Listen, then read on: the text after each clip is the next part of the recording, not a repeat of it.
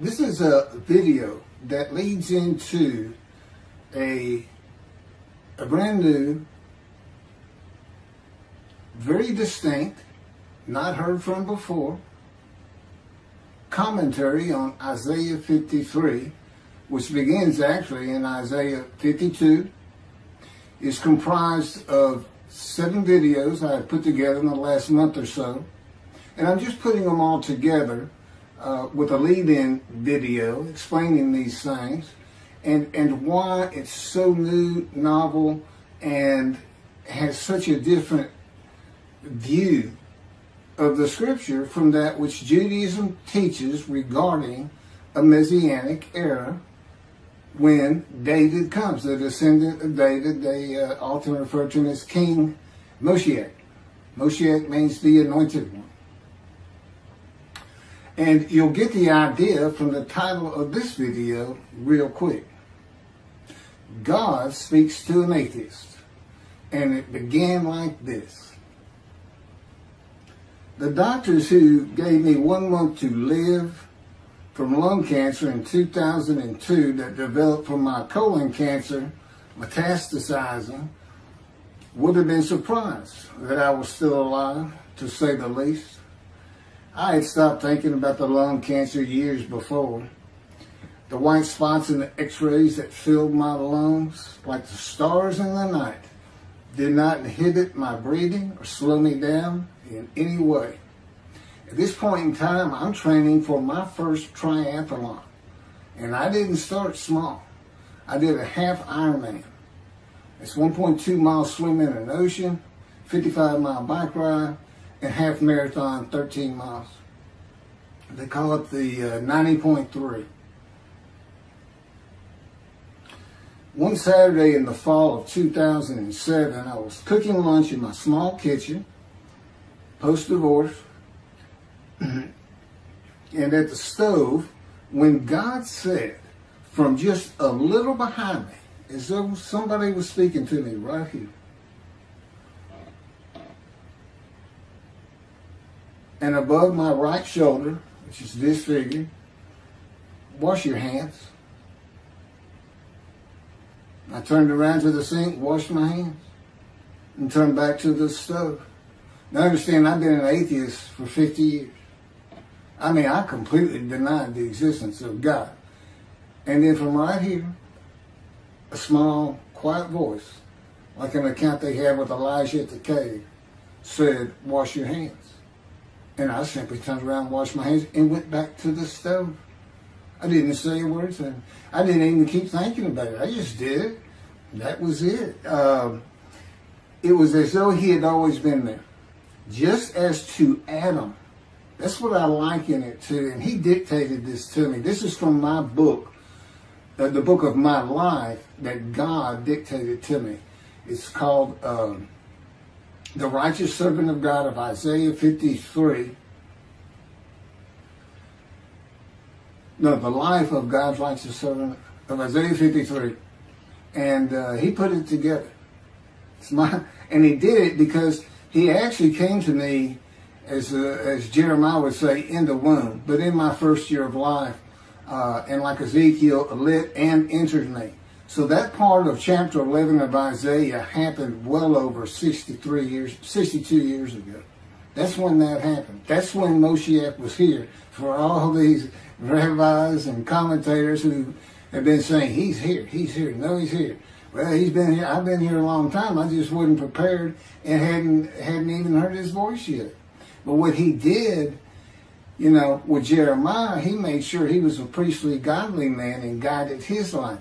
With me, it was to make sure I fit every single verse of Isaiah 53 as only I can explain it, what it's for, what it all means, and live a life of suffering familiar with disease. God chose to crush him with disease that he would offer himself for guilt and receive long life to see his children. That's my proof that it happened. They told me 20 years ago, we can't treat this lung cancer. It's too advanced. You're going to die. and you're going to die real soon. You need to prepare for it. And it did crush my life. I stopped working. I just kept waiting to die. And I didn't die now. I'm training for, at this point in 2007, I'm training for a triathlon. I finally said, the heck with it all. And that's the proof. Crushed with disease, exposed to death, that's in verse 12, exposed to death, and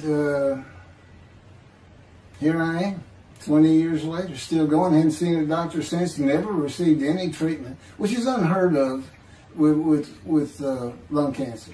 And I had colon cancer before that, and I had skin cancer. I'm a man familiar with disease, that God chose to crush the disease, and these 7 videos put together as one. Obviously, I wouldn't ask or want, and I couldn't do it, to listen to them all at one time. But I know you can mark your spots and everything. But it was spread out in 7 different videos, and I thought, well, the next video I'll do, I'll have a preamble to it and explain. This is not fooling around. Once you learn my version, which comes from God, of when Moshiach comes, the day of the Lord, which is left out of the Messianic era. But if you ignore me, God says, as my role as Elijah, God says, when he does return to his temple suddenly, it's going to be with, and it's not there, it's going to be with utter destruction to the land. Okay, all this is explained, so I'm not going to keep going in detail and carry on with God first speaking to me, but it was as what Adam would have felt like. This is natural. I mean, to him, you know, having somebody speaking to him from above him, from up here, from within him, it's perfectly natural. And he wouldn't be falling down in reverence and I'm not worthy and all that. It would just be, this person's always talking to me and telling me what to do. The fact that he doesn't see him wouldn't probably enter into his mind. Just, you know, that's just the natural order of the world for Adam and me. Particularly today, 13 years later. Still in God's fire of refinement, preparing me. And now we have the books, they're unpublished. Jewish publisher, Christian publishers, I dare not even send it to them, because how harsh I am on Jesus Christ, who said he was the man of Isaiah 53, and it's because of him I had to get crushed with cancer. That's what that's all about. God doesn't have to crush you to make you offer yourself for guilt. He just seized Ezekiel and put him through the fire of refinement, the anguish of it, and sent him off to be a prophet to the Assyrian, Babylonian exiles, of which he was one, actually. The book of Ezekiel is the key to Isaiah 53. That's my backup. See, God, these videos, everything, the way where he put angel of his presence and Holy Spirit, that Judaism doesn't recognize. A host of the Lord's host. It's in the book of Joshua, one time.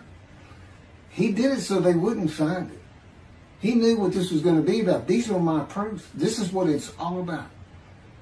He set it up for me to be this controversial. You just got to take the Messianic era of Judaism and toss it out the window. And you'll understand why, when God has me explain it to you. He controls everything I do, think, and say. Finishing preparing lunch and ready to watch a Texas A&M football game, I headed to the living room and God said, "Get a napkin." I turned back to the kitchen and got a paper towel, sitting on the couch from about the same place. Sitting on the couch with the television on and my plate in my lap, God said, "Get your TV tray." I got up, set my TV tray in front of me, and placed my plate on it, began eating and watching the game. That night, I was in bed reading a book. From the doorway, God said, "Tomorrow we're going to Bed Bath & Beyond, the store, to buy a shower curtain, sheets, pillowcases, and shop in general for things that you need.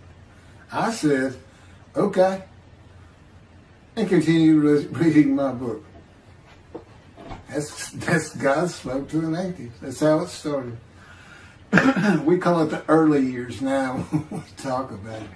It was so different from the way things are and all the same in the same breath. And I have since learned this. It was by his power upon my emotions and thoughts that his presence with me was though he had always been there. In other words, when you read in the Hebrew Bible, God calls somebody's name like little Samuel, and he says, here I am. Here I am. Now there's some accounts of people falling to the ground, but he can put a silent knowing to you. He can put knowledge within you, your mind, where you never hear a word from him. In other words, put into your mind, the God of all creation is about to speak to you. And he doesn't have to say, stay calm. He controls emotions. He told me, Keith, I created emotion. And there's nothing I can't do with yours, and believe me, it's been proven to me. I'm not going to get into all that. And then this story goes on. It turns out he had been like Jeremiah from the womb. Let me pass by that. I've never been affiliated with any church or synagogue. I've never had any teachings from yeshiva or seminary. Throughout my life, I did not. Let's put it this way. I was the actual opposite of Jesus Christ. Actual opposite. I'm a sinner. You know, I mean, he took me back. He said, look, you know, because I said, well, I wasn't that bad of a sinner, was I? He said, really? Here we go off in vision like the story of Scrooge and the Ghost of Christmas Past. I start getting smart with him. This is us talking friend to friend. I can talk to him like he's just a buddy sometimes. There is a line I know not to cross. I said, why would you call that a sin? Why is that a sin? He said, Keith, it's a sin. You lied. I said, yeah, but if I didn't lie, I was going to jail. He said, but that don't make it good. I said, well, which comes first? Going to saving yourself? Or lying? And so what? I didn't believe in you anyway. I wasn't worried about going to hell either. It's just, I didn't think about those things. He tells me, no, I didn't let you. That's why I was with you from the get-go. He wanted me to be fresh. No preordained, settled in thoughts and beliefs on anything. And of course, I grew up in Texas for the most part, so it would have been Christianity. I didn't associate with anybody who was religious. I didn't even know what the term Jesus freak meant. I didn't even know that Jesus died for my sins, supposedly, under their theology. And I didn't know that there was a problem between Judaism and Christianity. Jews and Christians. I didn't know that. I had plenty of Jewish friends. You know, I was in the late 60s, 70s, my formative, going into my teen years, and, you know, you treated everybody as an equal. I never thought about it. Including African Americans, who in my day, we just said blacks. I guess that doesn't go anymore. But had great friends of all kinds. My best friend, I didn't even know he was Jewish until I saw him on Facebook 40 years later. But anyway, let me jump ahead. Okay, this is how God communicates with mankind. This is what the prophets are all about. It's not just Ezekiel, a spirit lit and entered into me. At that moment, God was speaking. And then he says, at that moment, a spirit entered into me, and then I could hear God's words. So he's saying, and that means God is in his spirits. And it's just imagine the presence of God is his mind, and it is composed of elements of the unseen realm that we can't understand. And spirit he created, and the angel of the Spirit, the Holy Spirit, He created, but that's completely different elements. His presence is different from God's presence, but they're like big clouds, and they can float together and be as one cloud. Okay, that cloud is what descends upon you. They are within me and without me. If you, this audience, was in a room with me, they would envelop you all around you. You'd be in the presence of God. The difference with me in that room is that that cloud engulfs me, flows through me. It's within and without me, as though there's no break because of my physical structure. My little spirit is a little cloud that also drifted in. That's what it is.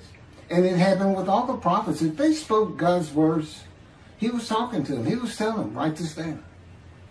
Write this down. All these 20 books or so, of the books of the prophets. Ezekiel, write this down. You got to set this up. Jeremiah, write this down. See, a time is coming. Well, that's the time in Malachi. It all comes together, and you'll find it in all these videos. So, and it doesn't just include Moses and the prophets. The man who wrestled with Jacob. Jacob says he wrestled with a man in divine beings. Well, you know, Judaism doesn't acknowledge the Holy Spirit's the person, which is I just beyond belief, because there's so many references that this is clearly a person, the angel of his presence. But it's just God going to a man saying, hey, wake up, I'm the God of this land. See this man over here sleeping? His name's Jacob. He's got his head on a rock. Go jump on him and start wrestling. Don't worry about it. I'm gonna orchestrate the whole thing. You'll be fine. And the guy would have said, here I am, let's go. That's how he does. That was in Judaism says the man in divine beings is an angel. No, you know. That'd be like saying I'm an angel. And you wouldn't want to say that. Well, you wouldn't want to say it to me before he came to me, because that made me mad. But I had a hell of a temper, just like Moses did and like Ezekiel did. And God knows how to knock it out of you to where you smile and laugh a lot. Because I never used to. Now, well, you got to read the book, and you'll get it. You'll get it. I just, you know, just like a lot of people, I've been through too much, hurt too much, suffered too much to have any thought that there's anybody upstairs, you know, who cares about me. It's just don't even mention his name around me. We're either gonna fight or I'm leaving for it, and you'll never see me again. Don't do that, because it just makes me angry. All that's gone, by the way. Lots of stories on that. Oh, and the Spirit speaks. He's got his own personality. He's angelic. He has a very childlike voice, and he's just nothing but a ball of humor. He has me say he's the greatest comedian of all times of the universe, and he's just a joy to talk to him. And he has the smarts of God, as he tells me. But I have instant communication with him. I have instant communication with God. It's like there's three persons in my mind. This one cloud is three clouds. It's two spirits in the elements of God's mind. And slow process of 13 years, and it's 13 years of, and this is from Isaiah 53, punishment, wounding, chastisement, maltreatment, crushing, bruising. And I'm telling you, he's relentless. It's in the stories, and I have a lot more once I get to Israel, and I have full confidence God's going to get it done. That's one thing I don't worry about. 13 years, a year and a half of trying to get books published, denied by everybody who even bothered to answer me, because it's just so different. And it can only go to Jewish publishers, and it's just like, well, this isn't the stuff we believe, and it sounds like he's saying it's him, and this and that. Well, I was. God said I made sure I didn't get them published. I wanted to do the videos first. You see, I'm not on the executive committee. I don't know what's going on 99% of the time. I don't know what I'm going to have for dinner. I no longer have self-will. I can't ask him for anything. There's all kinds of reasons for that, such as You know, if one of my kids gets sick and he doesn't heal them up, you know, cancer or something, am I going to be disappointed? Am I going to be hurt? The answer is no. He's trained me too well to even bother asking. If he's going to do it, he's going to do it. I know he has the knowledge, and he's right here with me. So, you know, it's a long, detailed process. I know things from his perspective. This is another reason the Messianic era is not going to happen. And it comes out in these films. But the Holy Spirit, the angel of his presence, we're friends. God says, I can't be friends with human beings. I said, well, we're friendly with each other. He said, yes, that's right. I said, you know, I Googled this, and technically you are my friend. He said, well, I know, but I just don't acknowledge you. I said, why? He said, because I'm God. That's the way I am. I get to do whatever I want. Now, he's just messing with me. He's just like having a friend. Of course, it's a true statement. He can do whatever he wants. But he's pretty stately and regal. But, again, we live together. I've lived with him for 13 years now.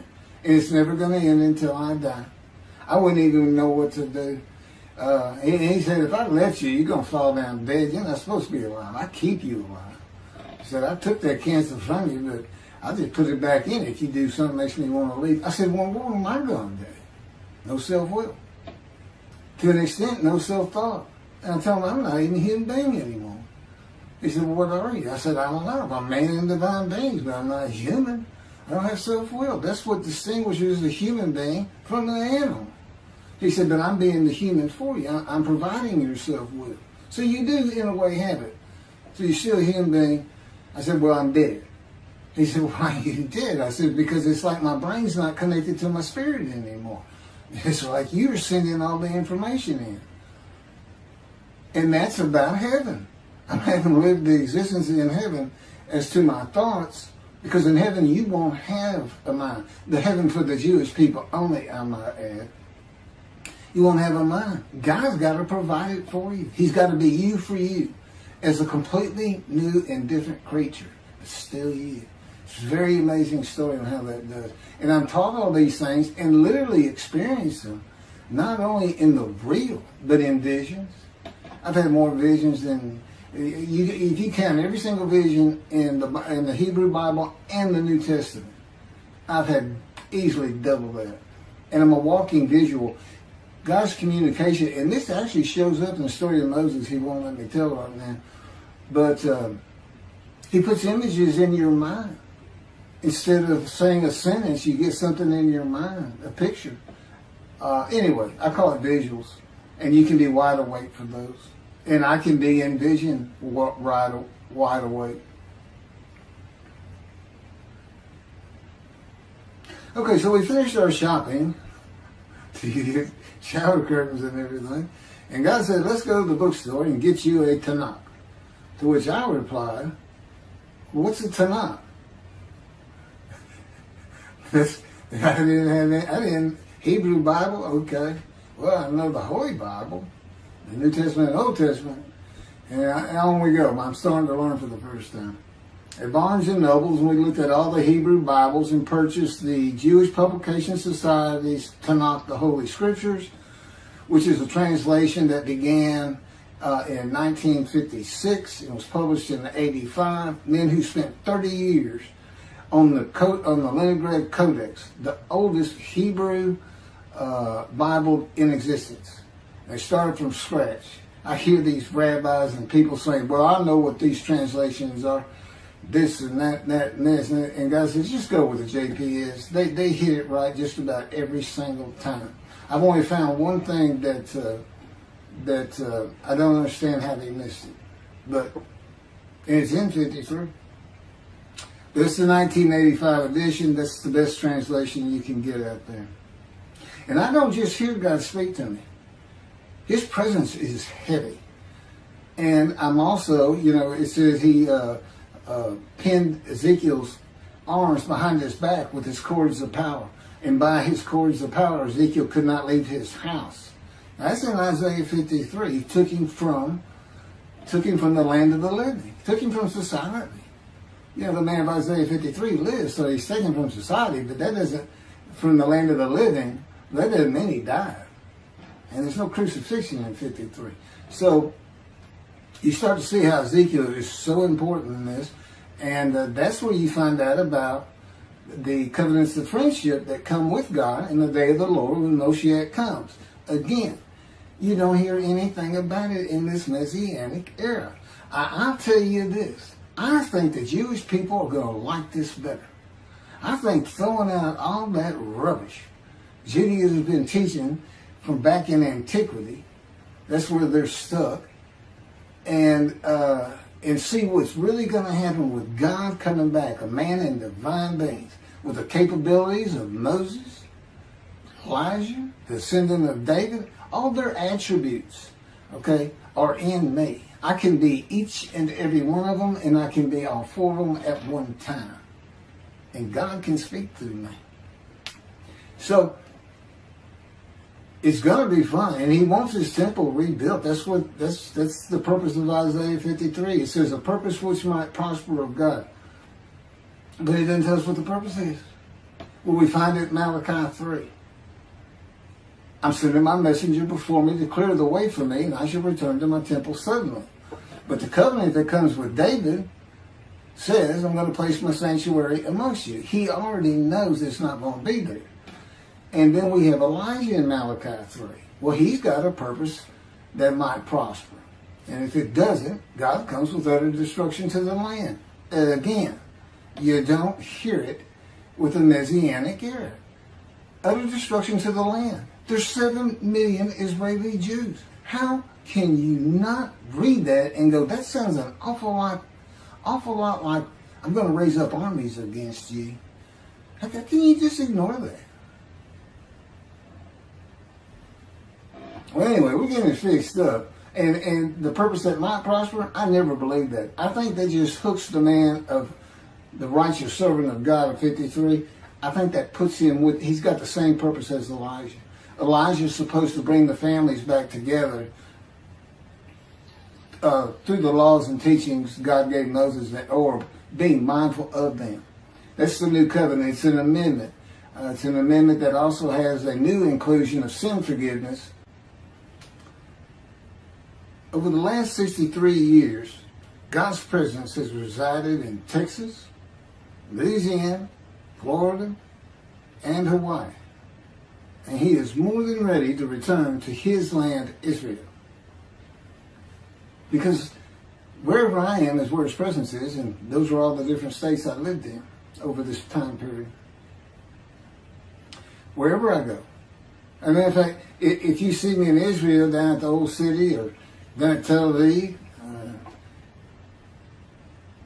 you can turn to your friend and say, hey, I know where God is. I said, really? I thought He left. Some people say He died. He said, no, you see that guy over there?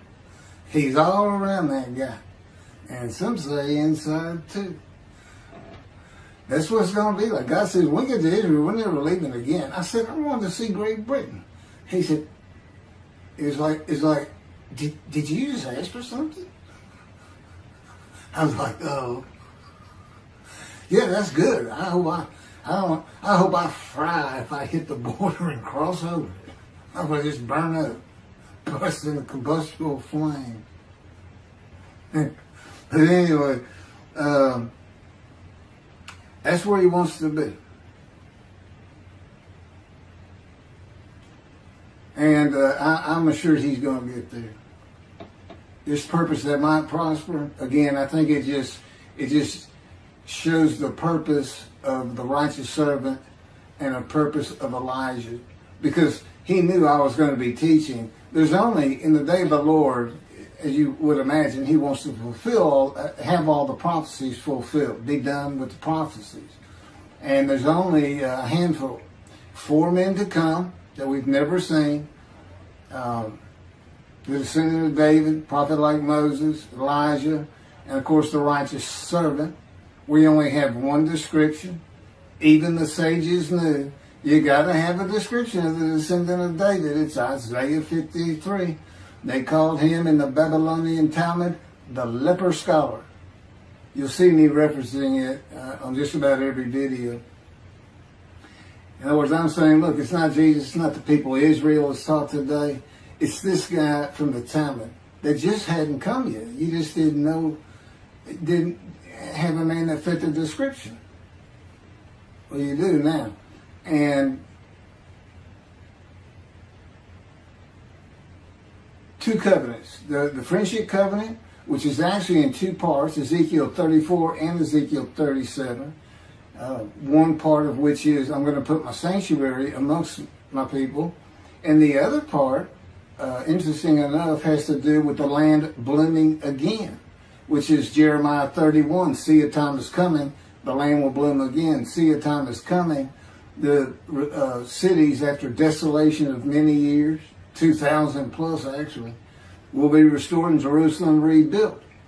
And the Jews shall never be defeated again. Okay, now we just talked about utter destruction likened to armies being raised. But here it is in this friendship covenant, in this, Jerusalem being rebuilt. If that's done, then you'll never be defeated again. So, you look and you go, well, there's kind of a problem between those two. And what I think it means is he's going to get the temple built now that Jerusalem's been rebuilt and he's come. That this might prosper because, it kind of gets you. So what is the purpose of God might prosper? Who thought you could do everything? And he said, well, in a large part, my people got to listen to you. They got, especially the rabbis, they never listen to my prophets. They're all full of themselves. Think they know everything. Boy, he starts getting angry. And see, that's not good for me. Because all of a sudden he wants to make me better, which means suffering. You got to keep him away from those moves. I'll tell the Spirit, say something funny. You're the funny guy around here. We talk friend to friend too.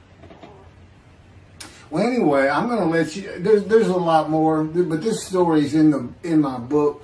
Hopefully, after spending time and understanding who I am, that this is here, it's happening. I don't care what the rabbis think or say. Look, I'm a prophet of God. I'm a man in divine things. If I say something contrary to what they think and say and believe, they're wrong automatically. It's a given because God is the one telling me all these things. It's His book. They're wrong automatically. And He is livid that I'm having this problem with Isaiah 53 being the people Israel. Well, it's in the videos, but you ought to see the arguments they really put back before that for Isaiah 53:10 and other verses. Rabbi Tovia Singravich, Judaism, he went Christian. The Christians went to the laws of Leviticus, animal sacrificial laws, and said Jesus is the unblemished lamb. That's why, and they're using, Leviticus where you could offer a lamb and for unintentional sins, but nevertheless, they turned it into he was a human sacrifice, which he says himself.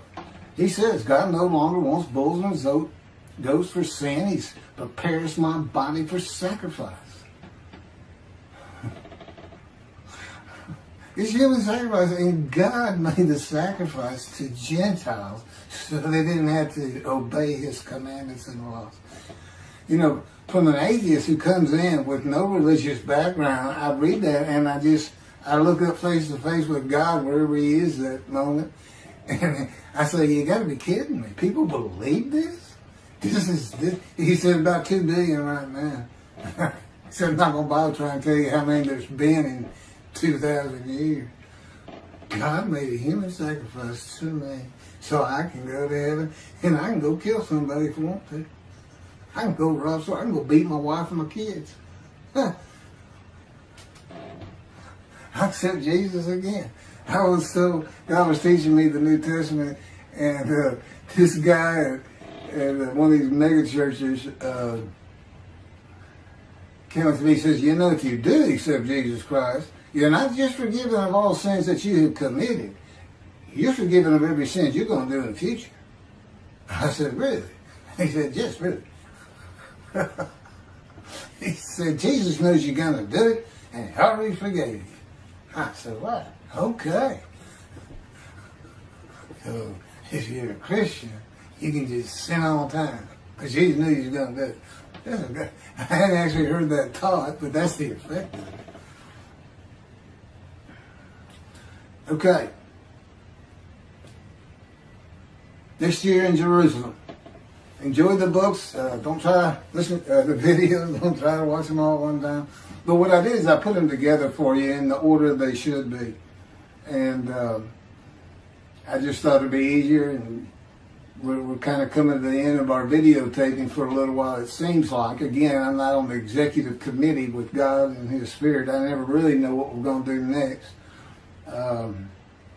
And the books are at keithmccarty.wordpress.com. You can find that on my YouTube channel. I guess that's about it.